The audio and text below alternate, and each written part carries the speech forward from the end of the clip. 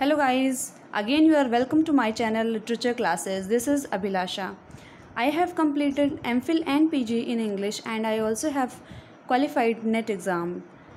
In this video, I am going to discuss about a literary device that is dramatic monologue. Dramatic monologue which has been invented by a Victorian poet Robert Browning, who has made it famous and he has used in his many of his poems. So friends, let's begin the topic. Okay, so dramatic monologue is a genre of poetry. Dramatic monologue क्या है? एक poetry का genre है. It is a poem of a single speaker to a silent listener. और ये क्या है? Single speaker की पोएम है. किसके लिए? साइलेंट लिसनर के लिए, जिसमें लिसनर कैसा होता है? साइलेंट होता है. Monologue is divided as mono one and log means speech. Monologue को दो पार्ट्स में डिवाइड किया गया है. Mono means one and log means speech. So dramatic monologue is used in the poem. So इसलिए ड्रामेटिक मोनोलॉग का जो है पोएम में यूज़ किया जाता है. किसके द्वारा? पोएट के द्वारा. To express the thoughts and feelings of the speaker. Feelings को और इमोशंस को या थॉट्स को एक्सप्रेस करता है कौन? पोएट.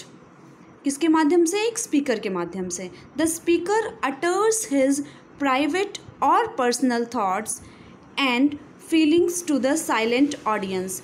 अब साइलेंट ऑडियंस के लिए, यानी जो स्पीकर होता है वो एक प्राइवेट स्पीकर होता है. वो क्या करता है? एक अपने प्राइवेट थॉट्स को, इमोशंस को और फीलिंग्स को एक्सप्रेस करता है. But through out the poem मतलब जो हमारी ऑडियंस होती है इसमें वो साइलेंट होती है और पूरी पोएम में वो साइलेंट ही रहती है. वो कभी भी स्पीकर को इंटरप्ट नहीं करती है. ये इसकी क्या क्या क्वालिटीज़ होती हैं, क्या क्या कैरेक्टरिस्टिक्स होती हैं. अगर कोई ड्रामेटिक मोनोलॉग को लिखना चाहता है तो वो कैसे लिखेगा? सो इसकी कैरेक्टरिस्टिक्स देख लेते हैं. The poet has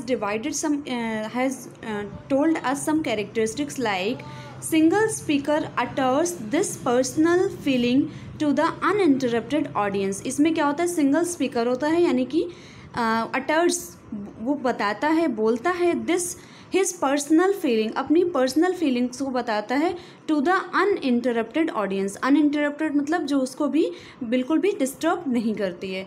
he may justify himself, वो अपने आप को जस्टिफाई भी कर सकता है कभी कभी. और can give a self explanation, या अपना सेल्फ एक्सप्लेनेशन देता है. कैसे सेल्फ एक्सप्लेनेशन? मान लीजिए उसे किसी ने कोई प्रॉब्लम दी है या कुछ उसको चोट पहुंचाई है, तो वो अपना डिफेंडिंग पावर भी दिखाएगा और वो अपने आप को जस्टिफाई भी करता है. It focuses on the character of a speaker. ये क्या करता है? एक कैरेक्टर के स्पीकर के कैरेक्टर पर फोकस करता है. मीन्स जब वो अपने आप को एक्सप्रेस करता है, बताता है, तो उससे हमें उसकी कैरेक्टरिस्टिक्स पता चलती हैं उसके कैरेक्टर की. Mostly the speaker speaks about his melancholic situation और some sad emotions. Mostly speaker जो बोलता है तो क्या होता है? उसकी मेलंकोलिक सिचुएशन को या कुछ सैड इमोशंस के बारे में वो बताता है. अपनी मेलंकोलिक सिचुएशन को बताता, मतलब अगर उसके पास कोई दुख है, कोई प्रॉब्लम है, कोई परेशानी है, तो कभी कभी वो उसको भी इस पोएम के द्वारा वो बताता है. Some poets have written poems like my last duchess by Robert Browning. Robert Browning has also wrote some other poems like Last Ride Together, Porphyria's Lover, like this, and Ulysses by Lord Tennyson, The Love Song of J. Alfred Prufrock by T.S. Eliot, and The Gift of Harun al-Rashid by W.B. Yeats. So ये कुछ famous poems हैं या ये कुछ famous examples हैं dramatic monologue के. So friends, ये dramatic monologue I think आपको समझ में आ गया होगा. If you have any queries, any doubt still, so you may mention it in the comment section below. I'll try my best to remove your problems. Till then,